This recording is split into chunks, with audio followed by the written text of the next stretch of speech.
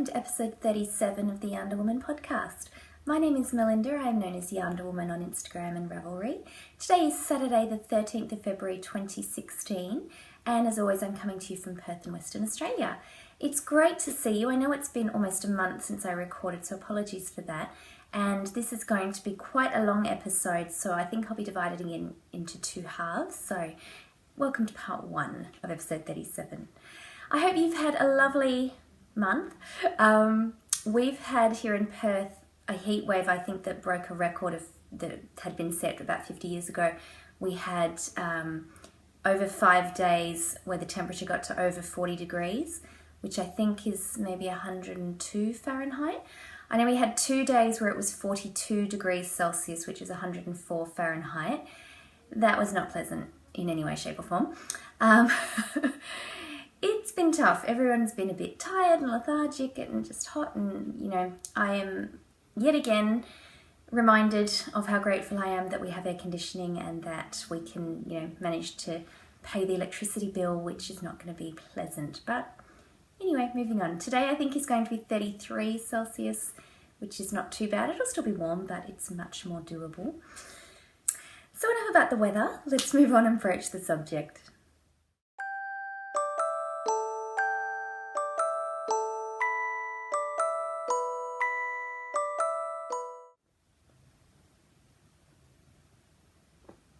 So the Phantom of the Opera is here, inside my mind. That will only make sense if you know the lyrics to the theme song from the musical The Phantom of the Opera.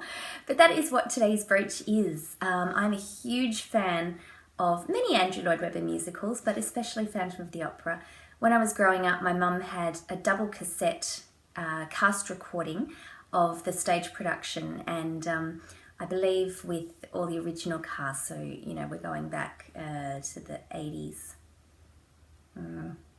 86 maybe, around then.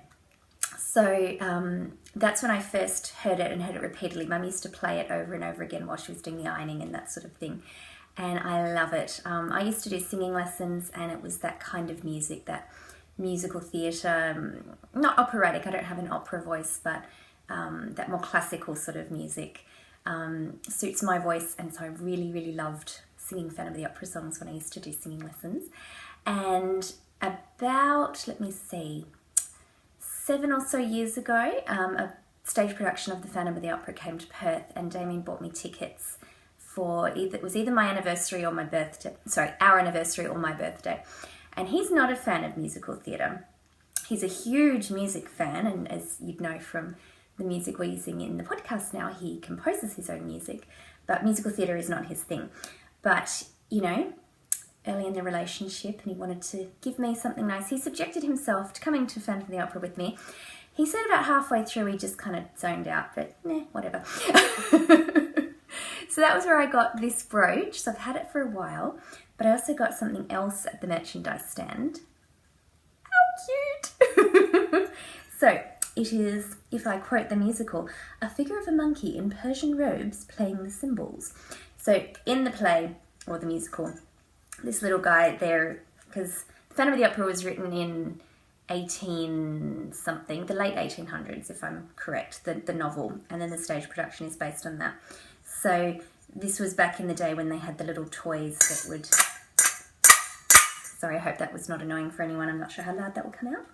But so at the very beginning of the musical, it mentions this little guy, and he shows up on the stage, and how could I resist? So cute. And I've left the tag on, official merchandise, and even has Phantom of the Opera on the back of his jacket, which obviously in the production he doesn't have.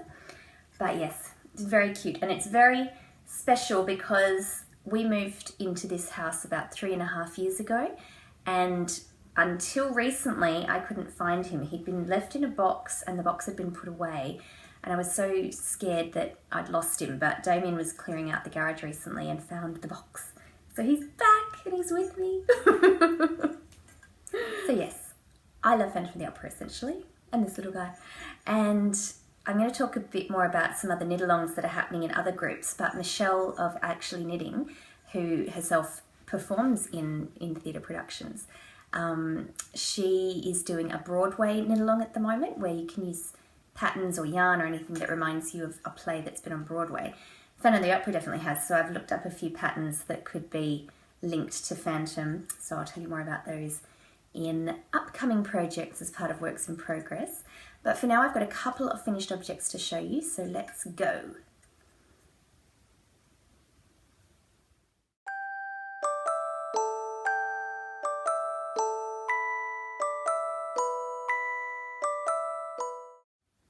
My first finished object I don't have to show you, but I do have some video footage that I'll put in a little bit. It was the rainbow tube socks that I knit for my nephew Liam, and they're made out of Felici from Knit Picks in the rainbow colourway.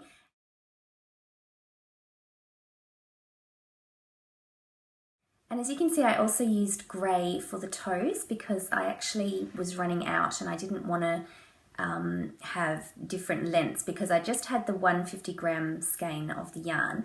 So I divided it into 2 cakes, and luckily I had picked the shorter cake to start with, because on the second one I actually had one entire colour repeat left, whereas on the first one I just had a little bit of yarn left. So had I started with the longer cake, I wouldn't have had enough yarn to match the length of the second one, so that worked out very nicely. It was living in this little skein in the big wool Wizard of Oz bag, which I think is so cute. Here's the tag.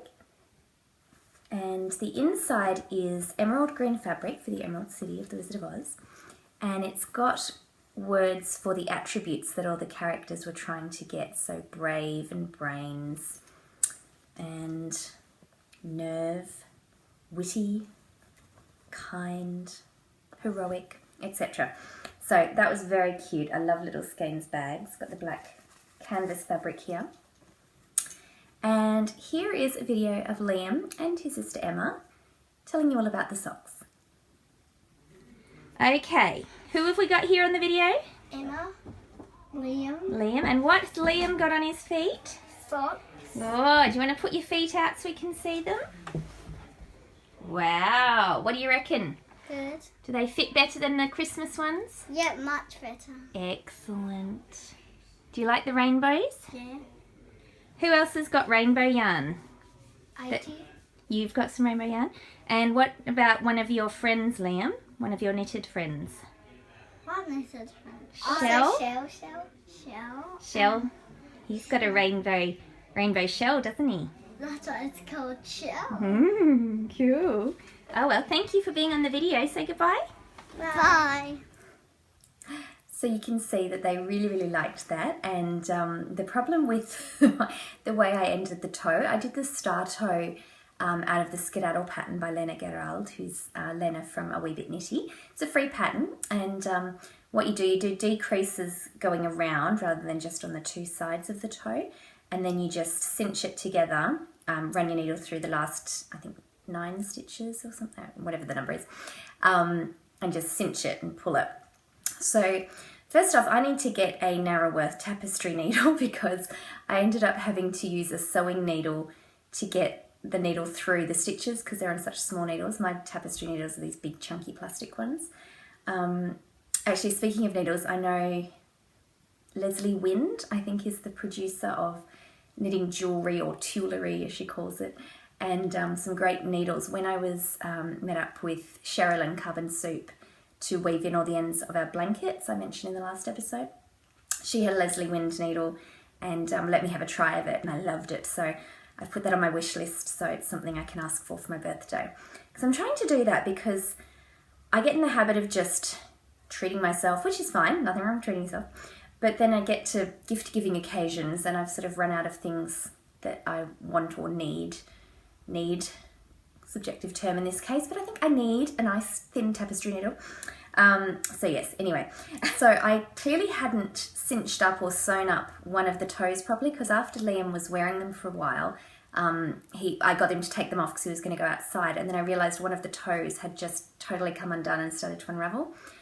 I was like, oh, great. But luckily it was just literally that the loop had come undone. So I borrowed a needle from my auntie because I was at her house that day. We were having a big barbecue and was able to fix it.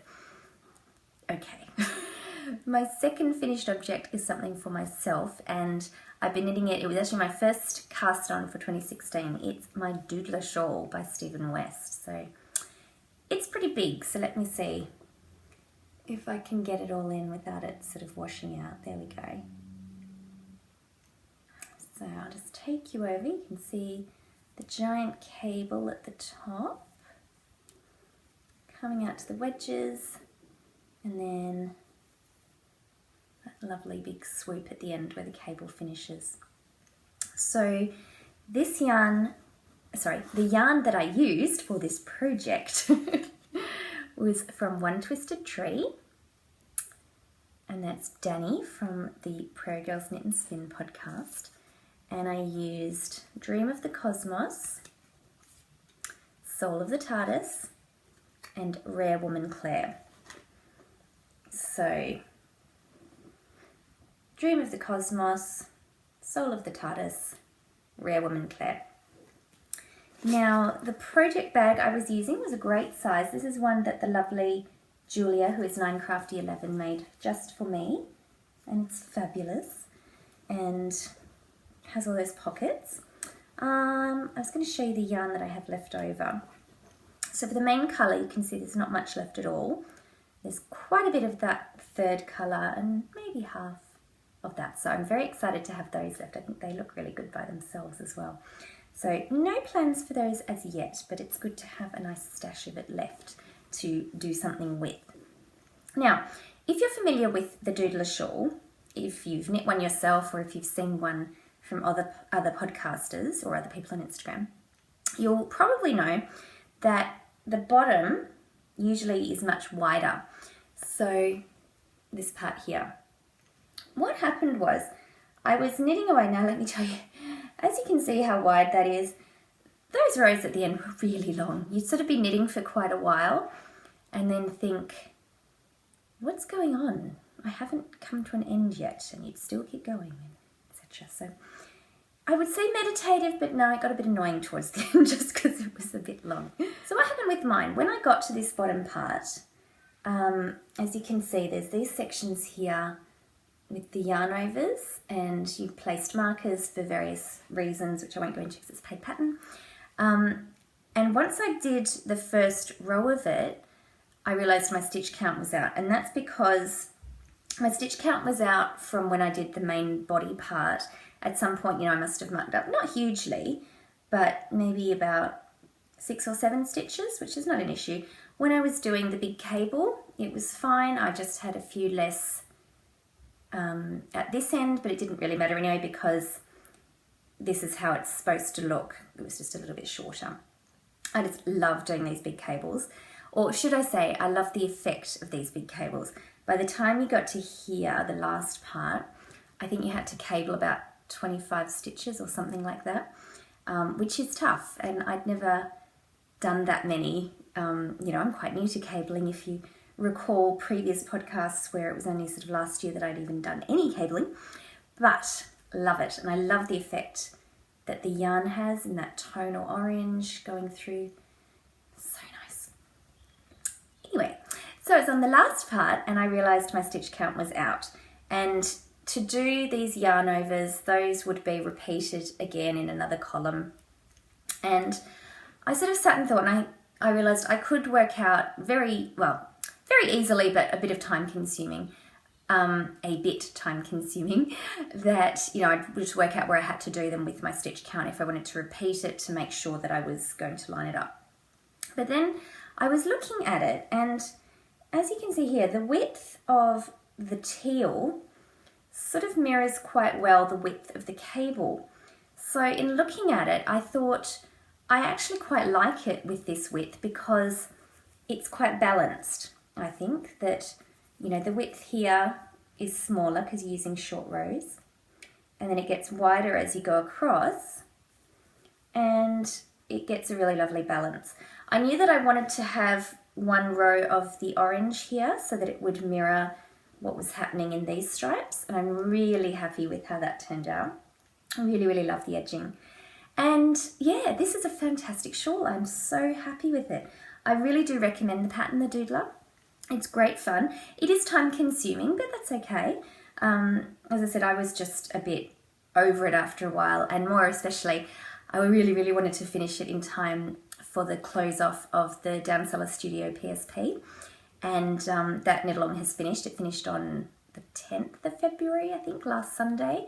Whatever day the Super Bowl was on in America, because it was a knit along to match the American football season. Of course, if I'd wanted to do the full lengths, I wouldn't have ended if I wasn't happy with it just to meet the deadline of the knit along. That would be silly. No, I ended it because I was really happy with it. And I really like how it's sort of, there's a lot of reflections here where these little gathers are. They reflect quite nicely with the gathers or the folds on the ruffle. So yes, sorry it's too big to be able to show you the whole thing in one shot, but very, very happy. I would knit another one again, but not for a little while. So, oh, I'm not going to put that on because it's hot. Even though it's cooler today, it's still hot. Works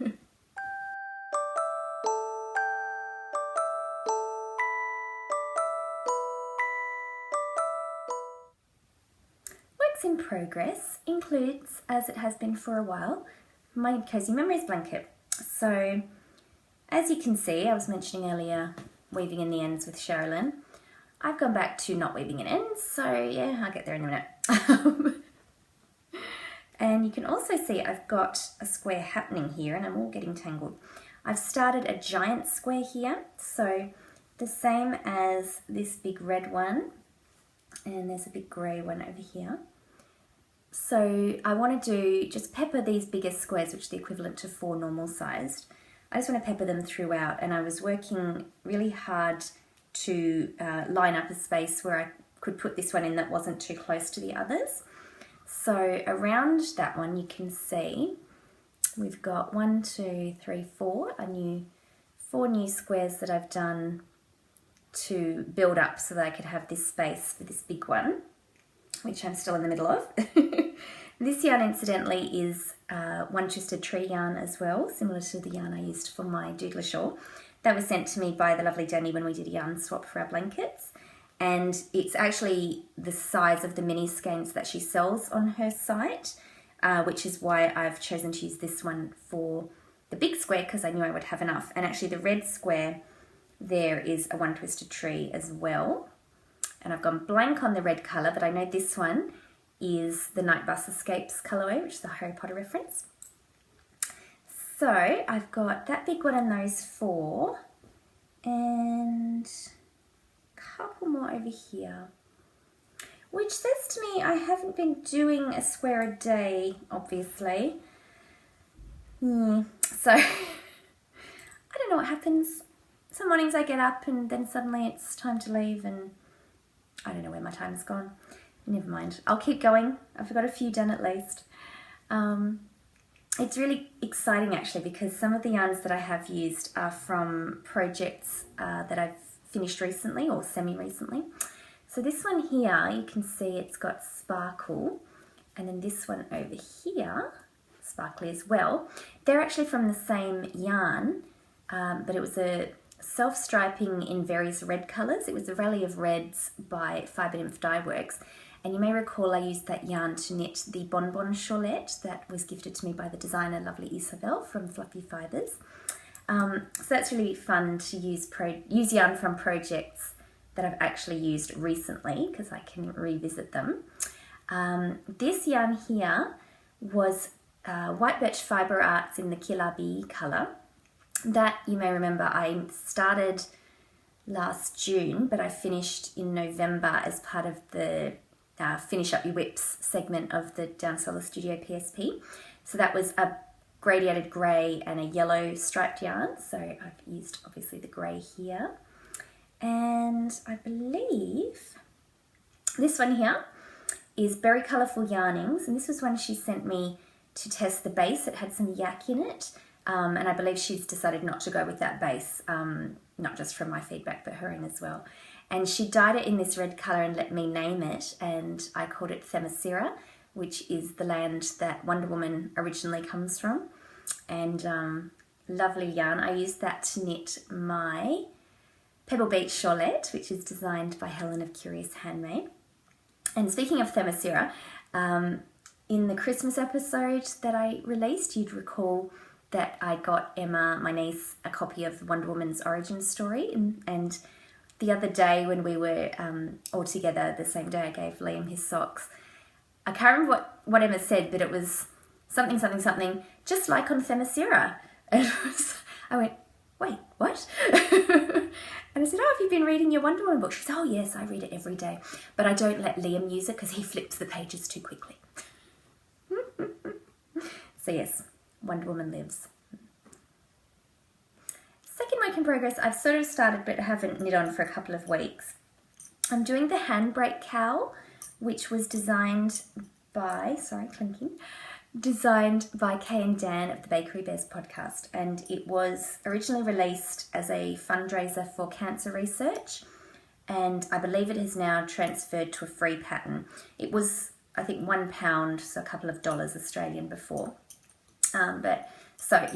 Great pattern, very cheap price, all the money went to cancer research, win-win. So I've just done the beginning garter stitch segment here. I've got 2 circulars going. I believe they're 4.5mm. I just prefer 2 circulars. I do that for my socks, so I thought I'd just give it a go for this bigger project as well. The yarn I'm using is Knit Picks Swish Worsted in the Lava Heather colourway, and I'm not sure if you can sort of see there. It's a, as it says, it's a heathered colour, and it's got brown and red throughout it, so it looks dark, but it's got a bit of interest there. This is going to be for my sister-in-law's father, because they're visiting at the moment from Japan, and I knit a Wild Goose Charlotte for her mum, so this is for her dad, and I'll have to get on with it because I think they're here for another few weeks, but I'll make this one my priority. This is living in my Batman bag, which was made, again, just for me, by my lovely friend Yvonne, who is Ganesh on Ravelry, and it's got great sort of a denim-y grey colour as the lining. It's great padding, awesome bag, and you'll hear more about Yvonne in acquisitions actually. One more work in progress. I haven't actually been knitting much the last couple of weeks at least. I think I finished the doodler maybe a week and a half ago, and I've been knitting on this next project as part of my commute, a little bit on my sock yarn blanket, but I think it's the weather, not that I didn't want to hold knitting because with air conditioning it's bearable, but I've just been exhausted, and I think that's the heat. I've also been doing a lot of cooking, which I'll talk about later, and spinning me right round. But yeah, I'd like to get back into the knitting a bit because I've got things to do. Living in this bag, the yum yum yum sushi. Not that I eat that really much these days, being a vegetarian. I do occasionally go pescatarian, but I try not to. Sort of more in a needs basis. So, gorgeous sushi. This is by Amelia X Joy on Etsy. So I will put a link to everything in the show notes. And the other bag I'm using is by Tangerine Designs. Oops, sorry. In the very cool Foxes fabric. And it's got eyeglasses inside. So, as you may know, if you know how I knit my socks, I have 2 socks going concurrently, and this top section of them is Felici Knit Picks in the Sorbet colourway, and I've done a 1x1 rib going for 6 colours, and in between I did a row of stockinette so that there's none of the colour change pearls showing, which I really like the effect of. So this was the first one, and I got to the end of here. I'd done these 2 colours, and then I went to check that I had to get out the second ball of yarn to start the second sock. And then I realised I didn't have a second ball of yarn. I know I used to have more of this colourway, but I gave some to a friend at work who wants to learn how to knit socks. She still hasn't followed up with me since I've given it to her, so I'll have to chase her up so that she can learn the joy. But that meant I only had 1, and I knew I wouldn't, because I'd done such a long leg, I knew I wouldn't have enough to finish 2 whole socks out of that. So what I did was do the Fish Lips Kiss Heel, continuing along with the sorbet colour. So once we change to this colour, it then flips over to the next. I really love the Fish Lips Kiss Heel for anything, but especially for self-striping yarn, it's really fun. Actually, I'll just come off fun things to a serious note. The designer of the Fish Lips Kiss Heel, I've gone blank on her actual name, but her real name is Socks Therapist. She has recently put up on her page that she is going through stage 3 breast cancer. So sending all positive thoughts to her. But the reason she's noted it on there, as well as saying check your girls, everyone, check your breasts. It's important. We talked about that last time. She's also hoping to get enough money together to get family in to be with her while she's going through this. So the pattern is only $1, which is ridiculously cheap. So if you don't already own the Fish Lips Kiss Heel pattern, I highly recommend it from a knitting perspective, but it will also be great to go and buy it now as a way of helping with that fundraising for someone who's going through a pretty horrible situation. So yes, all the best to her. So yes, everyone, check your breasts. I think the phrase I mentioned last time from the Love Your Sister charity is for partners, save a life, grope your wife. So yes, important topic, but we'll move back to the knitting. Because I was going to run out of yarn, I wanted to do just a plain colour for the foot. So I found another Knit Picks yarn. Oh, that's the Felici tag, Sorbet. I don't seem to have the tag for this one, but it's Knit Picks Stroll, and the colourway is, I've gone blank. It's another heather though. Speaking of heathers from the previous project I showed. So it's a peachy colour. I used this as part of the contrast for my niece's kitty vertebrae cardigan. And I think the colour goes quite nicely, matches in really well. What I've done here, because the thought of doing a plain stockinette foot in plain coloured commercial dyed yarn was not exciting. So I decided a way to sort of continue the pattern, I've done a purl row on the top of the foot every 9 or 10 rows, I think, whatever matches the main shorter colours here. As you can see, that one and the red are wider than the other two. So yes, I've done it, and it's approximate. It looks to me as I'm looking at it that's bigger, but it might just be an optical illusion. Whatever, it's not going to matter. So these are for my sister-in-law. I'll give them to her when her parents return to Japan, because I'm sure she'll be a bit upset because, you know, she doesn't get to see them very often. So again, I'll have to get these done before they leave. So when I'm finished, I want to knit a couple of scarves, I think, because I've asked a few friends what they'd like for a winter knitted gift, and they've said scarves. One of the yarns I have all caked up and ready to go is No Makers in the No Place Like Gnome colourway, and it's on the Sparkle Gnome base, so it's got some great stellina. I think you can see glittering around here. So that looks very fun, and I'm very much looking forward to knitting that up. This was going to be for the No Makers knit along that's been run, co-run between This Old Knit podcast and Love Sockwool podcast. But as you can see, I haven't really progressed further than winding. So we'll see. I definitely still will use this yarn for one of the scarves I'm planning. I think I'll do a knit night scarf, which, you know, is one of my go-tos. But yeah, I don't see this getting finished by the end of February. You never know, we'll see. The other thing I was planning to cast on is the Colour Affection shawl. Now, we'll talk about in a moment the knit along that we are running for the Colour Affection / Any Stripy Shawl cowl. And the whole point was I wanted to make a Colour Affection in the colours of the band The White Stripes, red, white and black. Also colours I really like, especially the red and black. I didn't want to use a commercial dyed red yarn because I didn't want it to be just flat red. So the one I pulled out of my stash, and you can see this is quite old, it's Jinx yarn, and it's in the Urza colourway. Urza is a character from Bleach, I think, a Japanese manga. She has bright red hair, and this is the yarn, bright red. I've put all those tags on it, not tags, ties, because, and the point I'm getting to, is I wanted to do a citric acid soak because the other two yarns I was going to use is Knit Picks Hawthorn in the Blackbird, which is the black here, and then just very messy little ball. Messy from my doing, not from how it came. Then pick Stroll in the white colourway. So we're going to have red, white and black. Doesn't that look awesome?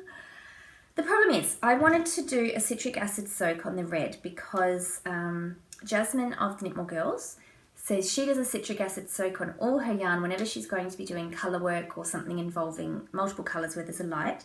She said no matter what the dye, no matter what the yarn, just because. Because I don't want to do a red, pink and black shawl at the end after I soak and block it.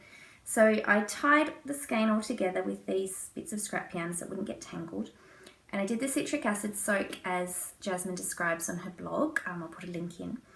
And I did it 3 or 4 times and I was still getting colour run off afterwards. Now, this is not in any way a problem with Jinx yarns generally. As I said, I've had this yarn for maybe even 4 years, and I've used some of her more recently dyed yarns and I haven't had this issue. So, you know, with anything, you might just get one that wasn't set as well. So please don't in any way think that I am saying there's anything wrong with Jinx. Jinx is fantastic and I'm a big fan of her yarns, and I definitely recommend them. So this is not a criticism, it's just a description.